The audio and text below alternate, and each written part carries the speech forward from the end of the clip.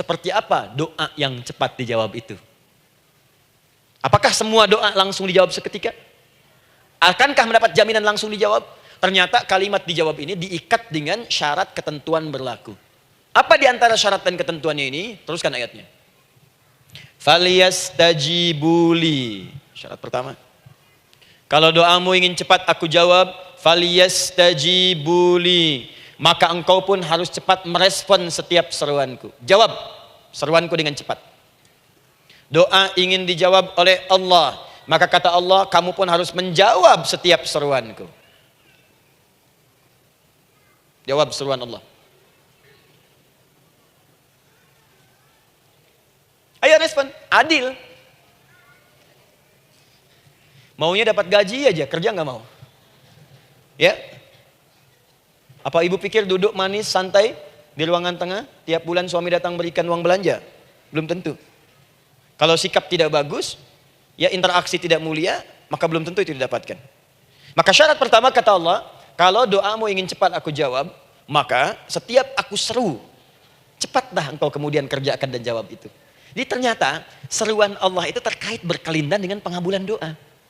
Jadi ketika ibu diseru oleh Allah, diminta diperintahkan sesuatu oleh Allah, sebetulnya itu kunci untuk mendapatkan jawaban doa kita, Bu.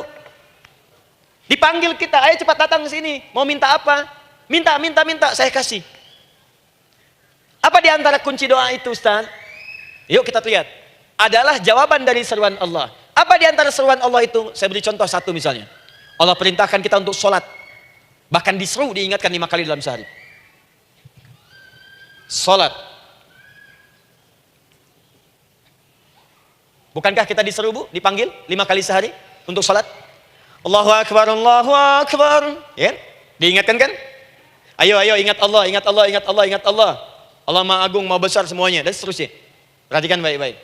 Apa tujuan Allah menyuruh kita dalam sholat? Ternyata bukan ingin memberikan beban ruku dan sujud. Bukan sujudnya yang penting. Karena semua makhluk tidak sujud pun tidak akan menurunkan status Allah sebagai Tuhan. Allah tetap Allah, gak ada ruginya. Yang rugi kita. Ternyata ketika disuruh sujud, disuruh ruku itu, ternyata yang ditunggu itu bukan ruku sujudnya. Allah nunggu, punya masalah apa? Mau minta apa? Karena itu dalam ilmu fikih, ibu buka semua kitab fikih. Salat itu secara bahasa disebut dengan doa. Nama lain dari doa adalah salat. As-salatu hiya doa. Salat adalah doa. Karena itu semua bacaan dalam salat doa semua. Coba lihat. Baru takbir Allahu Akbar, doa iftitah. Al-Fatihah doa, Bu. Jangan dikira Al-Fatihah nggak ada doanya. Nih, nanti saya berikan cepat ya. Ini highlight dulu. Dalam sholat itu ada 4 keadaan. Ingat ini baik-baik. Nanti ibu manfaatkan minimal zuhur, lakukan. Ada berapa keadaan? 4. Ada 4 posisi, 4 keadaan dalam sholat. Yang kalau ibu berdoa benar, meminta di situ dengan benar, itu seketika akan dikabulkan. Seketika. 1 saat berdiri. 2 saat ruku'. 3 saat sujud. 4 sesaat sebelum salam. Berdiri, ruku', sujud, sesaat sebelum salam. Baik, sebelum saya bahas lebih jauh, saya ingin sampaikan dulu. Jadi ternyata ketika kita diminta oleh Allah menunaikan sholat, itulah cara kita memohon, Bu. Itulah waktu kita meminta. Dan dahsyatnya dalam sehari itu 5 kali ditungguin, Bu. Mana ada manusia di muka bumi ini buka pintu rumahnya 5 kali sehari cuma untuk memberikan apa yang dibutuhkan. Sesoleh-solehnya Ustadz, gak ada yang mengatakan, ayo 5 kali sehari datang aja ke rumah saya. Kalau butuh apa-apa ambil. Butuh kulkas, ambil kulkasnya. Butuh TV, ambil. Gak ada begitu. Allah itu maha baiknya, 5 kali sehari dipanggil. Dari subuh sampai zuhur. Kita bangun tidur aja, punya masalah nggak? Ayo minta. Disuruh sholat 2 rakaat. Dan sholatnya nggak usah banyak-banyak, 2 rakaat aja dulu supaya nggak ada beban. Itu pun kadang-kadang masih lupa berapa rakaat kita sholat. Ya. Ayo sujud, disuruh minta, punya masalah nggak? Terus dari subuh sampai ke siang dipanggil lagi. Punya masalah lagi nggak? Disuruh zuhur 4 rakaat. Karena waktunya cukup panjang, suruh 4. Ayo minta. Ada masalah apa? Minta sujud kita. Minta mohon. Dari zuhur ke asar ditanya lagi, ada masalah nggak? Panggil lagi. Ke maghrib sampai ke isya sebelum tidur. Supaya tidurmu enak, masalah nggak ada, tenang, nikmat, nyaman istirahatnya. Ada masalah nggak? Disuruh sholat lagi. Jadi kalau orang paham sholat itu kunci kebahagiaan, dia akan senang menunaikan sholat. Makanya ketika ibu bertanya, kenapa saya sholat?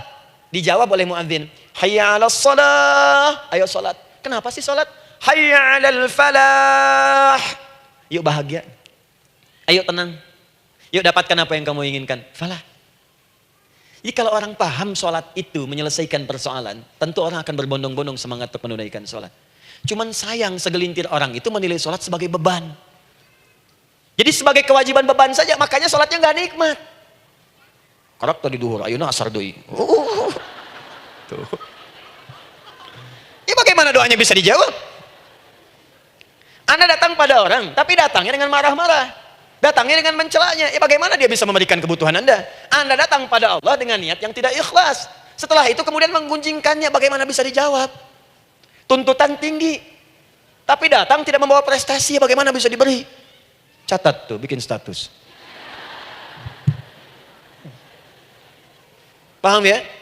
Nah ini bagian pertama. Jadi cara pertama, respon kata Allah, seruan Allah. Rumus pertama sholat. Nah sekarang saya ajarkan lagi. Ini belum selesai nih Bu. Ini panjang bahasannya nih. Sampai jam berapa kita? 10 ya? Mau sampai jam 5 silahkan. Saya jam 10 selesai. Ya. Lihat sini. Oke, saya punya sekitaran 1 jam kurang ke depan. Saya ingin terangkan sedetil-detilnya gitu ya. Dan saya hanya menyampaikan isi Al-Quran. Quran, hadis, Quran, hadis. Sekarang gini, Ustadz saya sekarang paham. Sholat berarti kunci untuk menyelesaikan masalah. Di sholat saya akan memohon. Sekarang Ustadz bagaimana cara saya merespon sholat? Kan kata Allah, saya menyeru, respon gitu kan? Kita dipanggil sholat nih, Allahu Akbar, dipanggil. Bagaimana cara meresponnya? Sebelum minta. Awas, ibu ingin datang mengajukan proposal. Datang kepada wali kota, datang kepada gubernur, datang kepada presiden, datang kepada menteri sebelumnya. Bukankah ibu mempersiapkan diri? Penampilan ditata, proposal dibagus-bagusin gitu kan? Yang paling hebat itu kadang-kadang malam-malam latihan depan cermin. Bapak wali kota yang saya hormati. Lihat semuanya tuh. Dan yang paling luar biasa, maaf ya, janjian jam 7 dengan Pak Wali Kota, datang jam 6 ke Balai Kota. Sekarang ibu punya janji dengan Allah. Janji itu sudah diketahui sebelum pertemuannya. Kalau tidak percaya, 5 waktu ini ibu sudah hafal Bu. Ya, bahkan disuruh ngapalin oleh Allah. Buka Quran surah ke-4. Surah ibu, surah mama, Anissa. Ayat 103, Quran surah 4 ayat 103. فَإِذَا قَضَيْتُمُ الصَّلَاةَ فَاذْكُرُوا اللَّهَ قِيَامًا وَقُعُودًا وَعَلَى جُنُوبِكُمْ فَإِذَا اطْمَأْنَنْتُمْ فَأَقِيمُوا الصَّلَاةَ. Lihat ujung ayatnya. Inna as-salata kanat 'alal mu'minina kitaban mawquta. Sungguh semua waktu salat itu telah ditetapkan waktunya bagi orang beriman. Itu terjemahan biasa. Kalau terjemahkan pakai ilmu balaghah, sungguh orang beriman itu hafal waktu-waktu salat. Tahu waktunya. Apalagi kalau di waktu itu ibu punya kepentingan pasti hafal. Kalau ibu benar memprioritaskan sholat dan menilai sholat sebagai solusi hidup, menilai sholat sebagai kebutuhan, ibu pasti akan hafalkan itu Bu. Nih ya, ibu dapat bagian arisan nih, bulan ini misalnya. Dan memang bagian jatah ibu, demi Allah saya katakan, sebulan sebelumnya ibu sudah hafal tanggalnya kapan. Bahkan di kalender tuh diwarnain. Papa, bagian mama nanti bulan ini. Tuh. Dicatat semua, di tempat siapa, jam berapa, datang dengan penuh keceriaan dan kebanggaan. Luar biasa. Hanya untuk urusan dunia yang itu habis gitu. Jika dia tidak meninggalkan ibu, ibu yang meninggalkan dia duluan. Sekarang 5 kali sehari semua diberikan, bahkan lebih daripada dunia dan seisinya. Harusnya sih wajarnya dihafalkan waktunya dan ibu hafal. Ayo, subuh jam berapa sekarang? Lihat sini, bukan ke atas. Ditutup tuh. Tuh, sana tuh. Subuh jam berapa? Ayo ngelihat ke sana, 4:43. Zuhur jam berapa? Tuh, asar, maghrib, isya. Itu kan kunci ibadah. Dan kunci ijabah, kunci ibadah, kunci ijabah. Di situ ada pengabulannya. Ini gimana mau minta, waktu permintaannya aja nggak hafal. Gimana mau bermohon, datangnya aja telat. Karena itu, bagaimana cara merespon seruan Allah? Diaturlah di Quran surah kedua ayat 152. Paling kanan sebelah bawah. Quran surah kedua ayat 152. Ibu masih ingat? Bukankah sholat disebut sebagai zikir? Masih ingat? Ya, di surah ke-20 ayat 14. Wa aqimis salata lidzikri, tunaikan salat sebagai zikir kepadaku. Sekarang lihat ya. Lihat ketentuan Allahnya. Kalau ibu dipanggil untuk salat, dipanggil untuk zikir, cepat respon. Ibu cepat respon, Allah pun akan cepat merespon permintaan ibu. Lihat kalimatnya. Fadhkuruni adzkurkum. Fadhkuruni adzkurkum. Kalian mengingat saya, maka saya pun akan ingat dengan kalian. Kalian zikir kepada saya, ingat saya, kata Allah, maka saya pun akan ingat kalian. Di antara makna zikir, salat. Jadi kalau ibu salat mengingat Allah dengan cepat, maka Allah pun akan cepat mengingat kita. Contoh.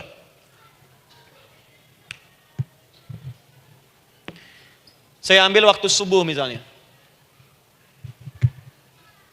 Di Bandung 4, 3, 3. 4, 4, 3. Oh, lihat kesan lagi terjadi perbedaan pendapat. Ya. Ada yang 4, 3, 3, ada yang 4, 3, 4, yang 4, 3, 5, dan seterusnya. Yang ambil tengah-tengah lah, 4, 3, 5 misalnya. Kalau 4, 3, 5. Lihat sini, fokus. Allahu Akbar, Allahu Akbar. 4, 3, 5. Dipanggil salat, diseru. Kan tadi rumusnya di Quran surah 2 ayat 186. Faliyastajibuli. Kalau diseru cepat jawab, gitu kan? Nah, terus diseru 4, 3, 5 adzan. Allahu Akbar, Allahu Akbar. Begitu diseru, ibu langsung datang. Ya Allah, sudah adzan, seruan nih, saya siap-siap, saya ingin minta sesuatu.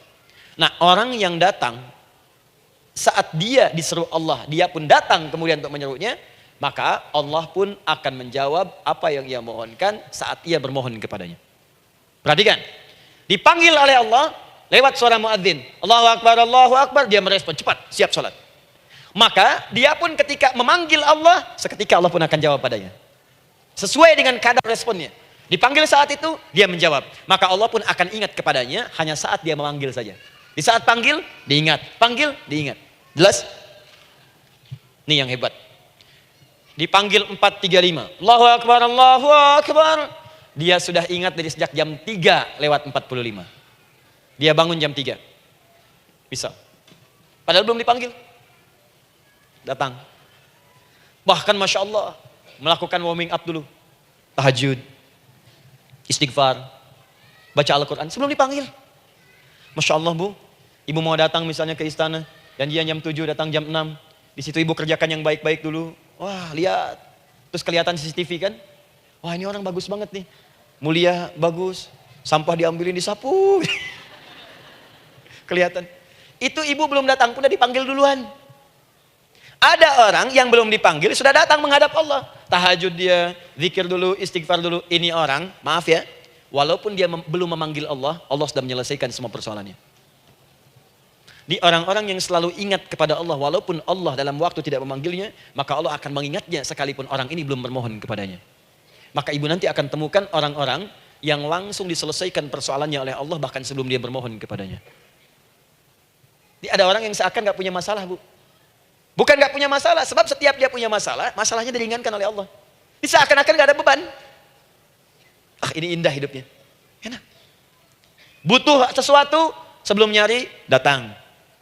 Ada persoalan, senyum dikit, selesai. Orang macet mengeluh, bikin status, dia macet malah senang. Dan hatinya dilapangkan oleh Allah. Bayangkan ada janji rapat jam 9, setengah 9 masih macet. Diprediksi di Google, akan sampai 2 jam lagi. Yang lain mengeluh, telepon sana, telepon sini, ini. Dia enggak aja, lapang aja. Alhamdulillah ya Allah, kasih macet. Morotal, saya mau dengerin surah Al-Baqarah. Buka, hafalin. Partnernya nelpon. Sampai di mana akhi? Ini sampai di surah Al-Baqarah ayat 186. Tidak ada yang sia-sia dari Allah. Sabar ya di sana. Ya, atau kita bisa koneksikan dari sini, apa yang bisa saya selesaikan sekarang di sini. Sehingga sampai sana kita tinggal kesimpulan saja. Tenang hatinya. Gak ada gerasak, gerusuk, gelisah gini, telepon sana sini, klaksonin, dasar lampu merah, lama, birunya sebentar. Padahal biru gak ada, yang ada hijau kan. Jadi kalau sudah begitu enak bu. Yang perempuan ada di Quran Maryam. Maryam kan perempuan. Dan Maryam itu bukan nabi, bukan rasul. Ingin memberikan pesan kepada ibu, perempuan dimanapun. Tidak harus jadi nabi supaya doa cepat dikabulkan. Tidak harus menjadi rasul. Ini Maryam bukan nabi, bukan rasul. Tapi dia ini luar biasa. Sebelum dipanggil udah datang. Zikirnya tak terlukiskan. Mohon kepada Allahnya luar biasa. Menjaga diri dari hal yang dilarang oleh Allah. Apa hasilnya? Sebelum diberikan bahkan oleh pamannya, sudah ada kebutuhannya. Quran surah ketiga ayat 37. Kullama dakhala 'alaiha Zakaria al-mihrab wajada 'indaha rizqa. Setiap pamannya mau memberikan kebutuhan Maryam sudah ada di dalamnya, Bu. Tidak ada. Itu luar biasa. Mau makan, makanan ada. Mau anggur, anggur ada. Ya. Wah, itu luar biasa, Bu. Jadi bermohon bahkan sebelum waktunya. Sentuhlah ia tepat di hatimu, maka ia akan jadi milikmu untuk selamanya. Wah. Nah, itu doa tuh. Aduh, kemana-mana. Paham? Tuh. Jadi kalau yang standar-standar saja itu biasa. Maka datang sebelum waktunya. Datang. Atau datang pas dipanggil, standar. Jadi kalau 4.35 adzan, Allahu Akbar, Allahu Akbar. Ibu bangun, siap sholat, siap sholat. Itu standar. Yang dulu bahagia. Naikin lagi levelnya. Yang celaka itu ya ini nih. Dipanggil 4.35, baru bangun 5.34.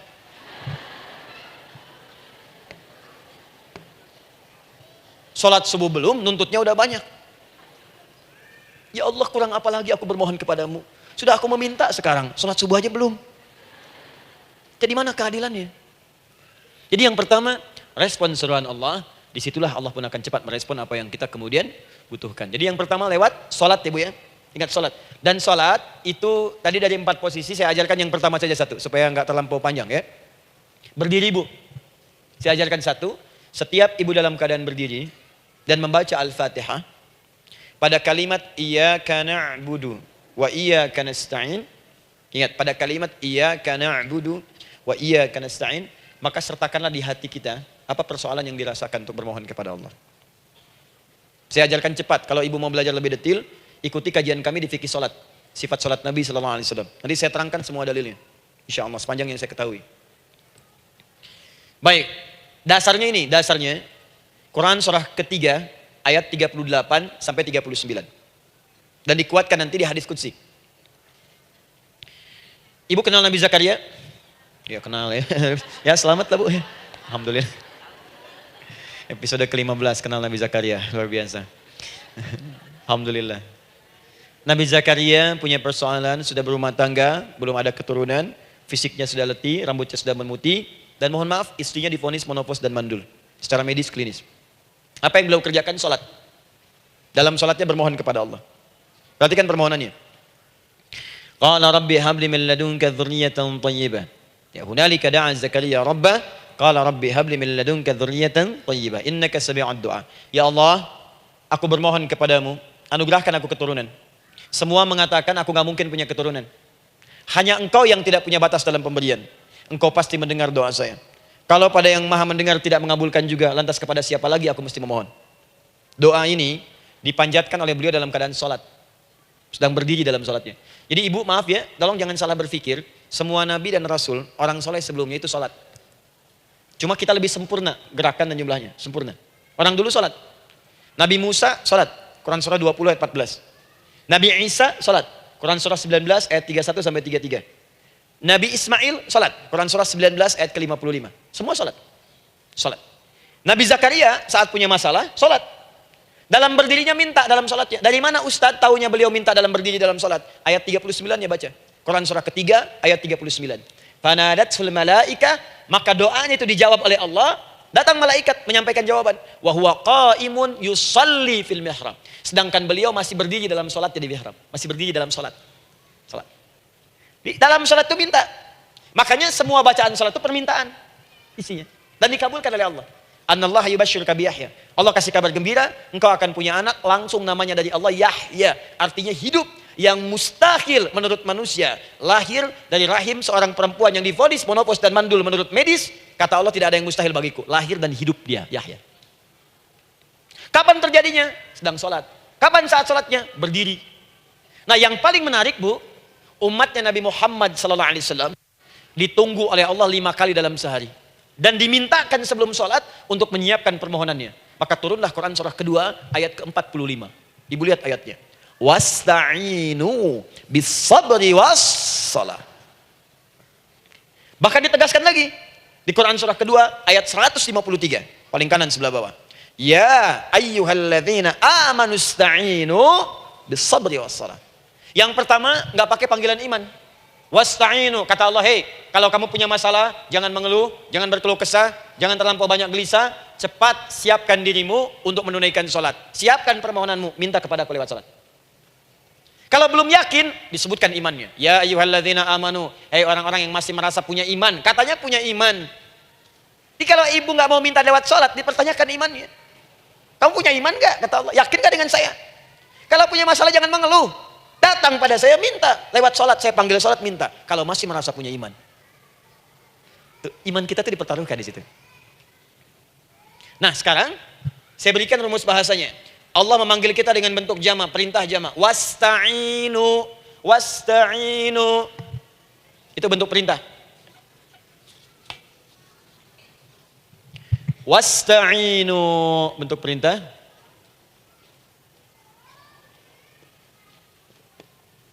Wasta'inu. Dan jika kalian, perhatikan cara menerjemahkannya, dan jika kalian punya persoalan dalam hidup, punya kebutuhan, maka bergegaslah siapkan dirimu untuk minta kepadaku solusi. Wasta'inu, dan mintalah oleh kalian pertolongan, solusi. Bisabri wassalah. Pertama, sabar dulu. Sebelum sholat, sabar dulu dengan itu. Tahan dulu, terima dulu. Jangan mengeluh, terima dulu, nanti dalam sholat minta solusi. Itu maksudnya. Punya masalah sekarang, jam 9 lewat. Sabar, tahan dulu. Koreksi diri, istighfar, nanti zuhur minta. Atau duha sekarang sholat, datang ke masjid, sholat duha minta. Tahiyatul masjid minta sekarang. Sabar, ini sabar terima dulu. Jangan mengeluh, sabar, ingat, terima, sabar. Karena Allah mustahil memberikan ujian masalah kalau kita tidak sanggup menerimanya. La yukallifullahu nafsan illa. Saya sering katakan Bu ya, maaf kalau kalimat ini mungkin kurang berkenan. Tapi kalimat ini nyata. Kalau ibu sekarang punya masalah seberat apapun, itu artinya hanya ibu yang sanggup untuk menerimanya. Saya tidak. Betul, karena itu persoalan itu dititipkan kepada ibu, bukan kepada seorang bernama Adi Hidayat. Ibu yang dipercaya. Ya ibu dipercaya oleh Allah, kenapa ibu tidak yakin dengan itu? Karena cuma ibu yang bisa mengatasi. Ibu yang mampu, saya tidak, karena itu dititipkan pada ibu. Kaidahnya, la yukallifullahu nafsan illa wus'aha. Allah nggak akan berikan beban, ujian, masalah, kalau dia nggak mampu. Artinya kalau saya nggak mampu, saya nggak dikasih. Ibu mampu, ibu diberi. Jangan mengeluh. Kenapa mesti saya ya Allah? Kamu mampu. Ya Allah, why me? Why not? Kamu yang bisa. Nah sekarang, wassalah setelah terima itu, tapi juga jangan terlampau kepedean. Memang cuma saya yang mampu ya, bikin status. Kemudian sholat, kita akan katakan, ya Allah, Engkau perintahkan saya untuk minta tolong. Sekarang saya akan minta kepadamu. Lalu kita katakan, maaf ya, ya Allah, saya sekarang punya masalah, saya ingin bermohon kepadamu, saya ingin minta kepadamu ya Allah, saya mohon ya Allah. Maaf Bu ya, sebentar. Ibu kalau punya masalah sedikit atau banyak? Banyak. Yang punya masalah ibu saja atau anak juga punya masalah? Kadang-kadang, bukankah anak yang punya masalah ibu yang minta? Bukankah suami yang punya persoalan ibu yang bermohon? Kan? Karena itu, kalau kita ingin memohon kepada Allah dengan persoalan yang kompleks mewakili yang banyak, maka pertama kalimatnya diawali dengan huruf na. Berarti kami, kita, semua. Jelas ya? Nah, ibu ingin robah kalimatnya minta tolong. Kata Allah, minta kepadaku pertolongan. Wasta'inu. Ibu ingin robah menjadi bentuk permintaan. Rubah kalimatnya menjadi nasta'in. Nasta'in. Nasta'in.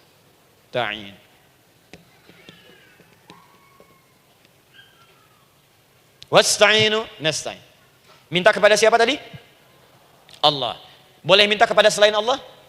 Tidak. Hanya kepada Allah saja? Hanya kepada Allah saja. Hanya kepadamu ya Allah. Tidak kepada yang lain. Maka kalimatnya menjadi iyyaka. Iyyaka. Hanya kepadamu saja ya Allah. Engkau berjanji.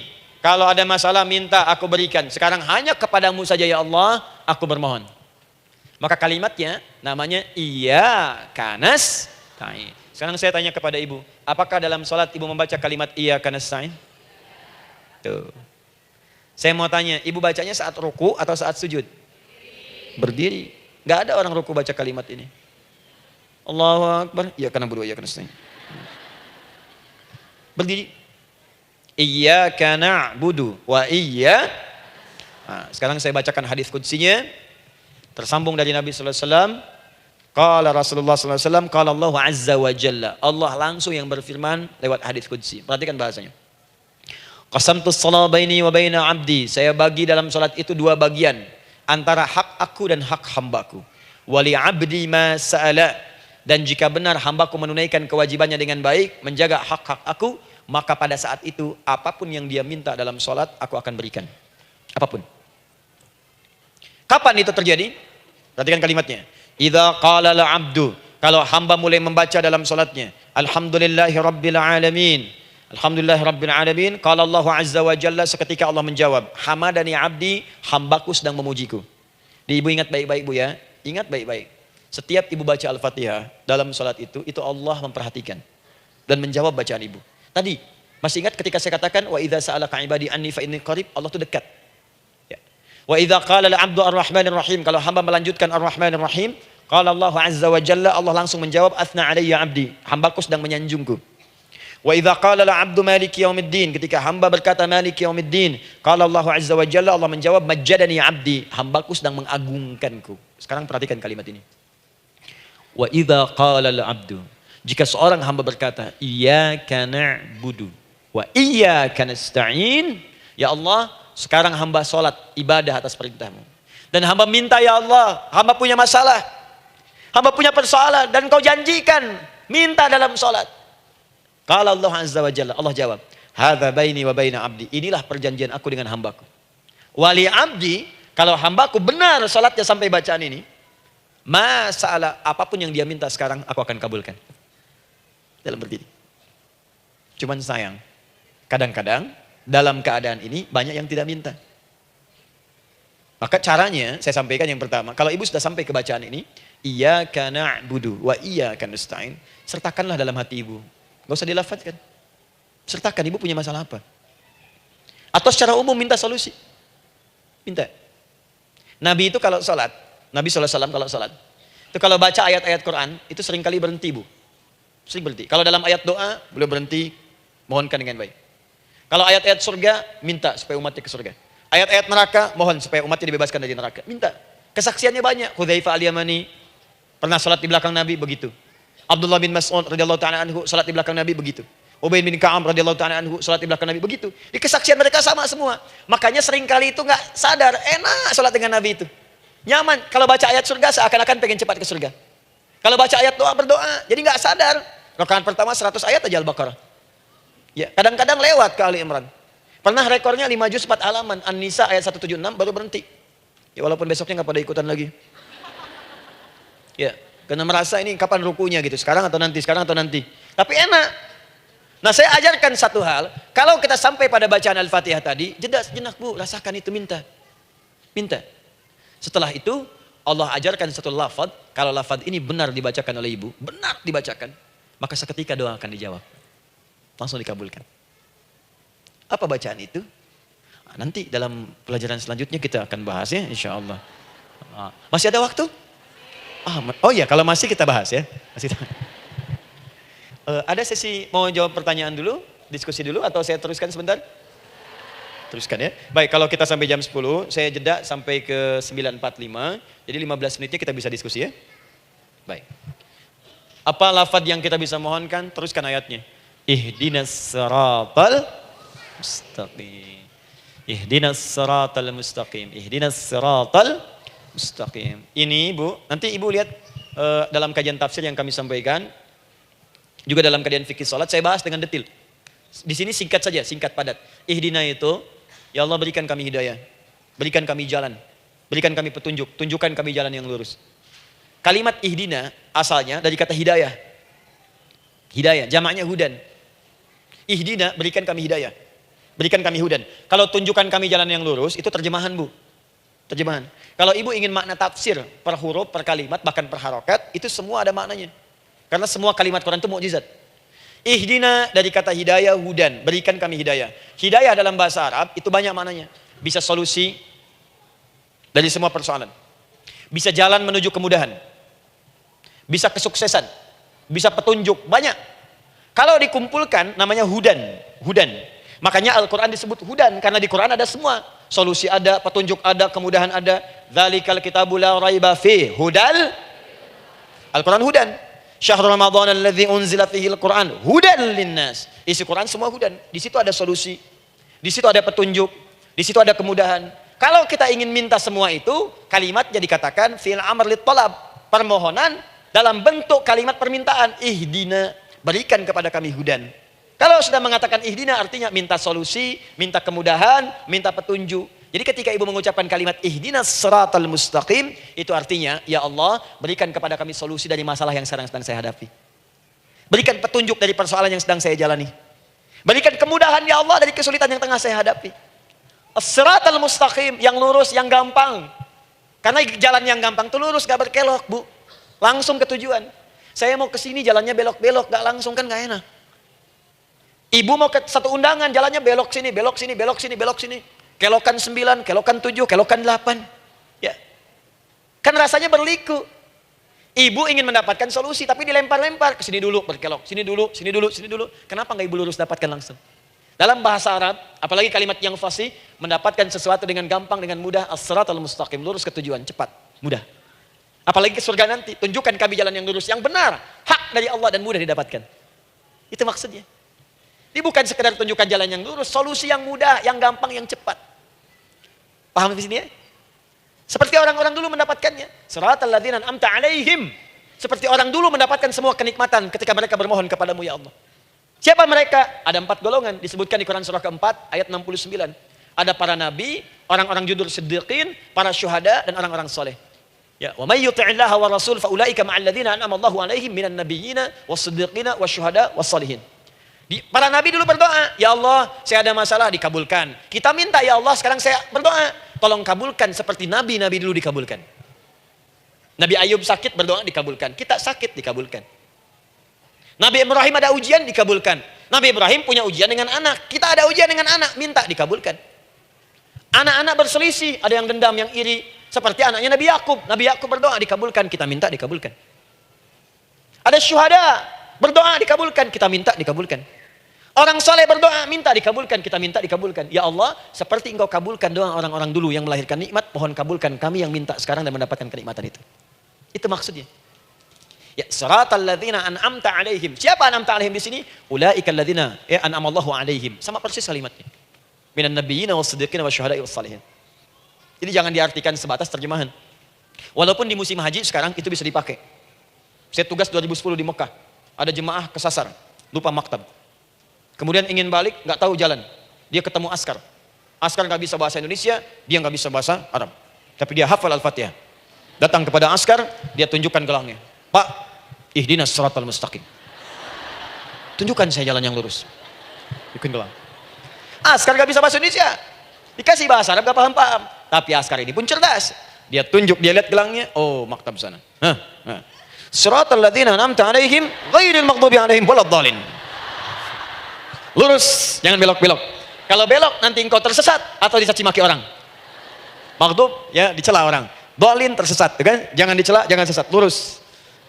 Tapi kalau dalam berdoa dalam sholat minta di hati hadirkan. Jelas ya?